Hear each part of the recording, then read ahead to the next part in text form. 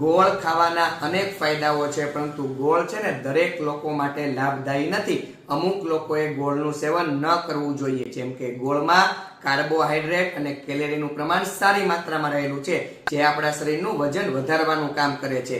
જે લોકો એનું વજન ઘટાડતા હોય એવા લોકોએ ગોળનું સેવન ન કરવું જોઈએ.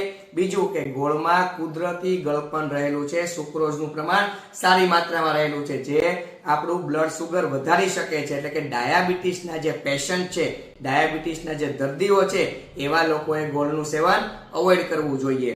ગોળ છે ને એનું સેવન હંમેશા માપે કરવું જોઈએ, કારણ કે ગોળનું સેવન તમે લોકો જો વધારે માત્રામાં કરશો તો તમને ચામડીના રોગો જો થયા હશે ને એ મટવાનું નામ નહીં લે. એટલે જે લોકોને ચામડીના રોગો થયા હોય એવા લોકોએ પણ ગોળનું સેવન માપસર કરવું જોઈએ અથવા તો ટાળવું જોઈએ.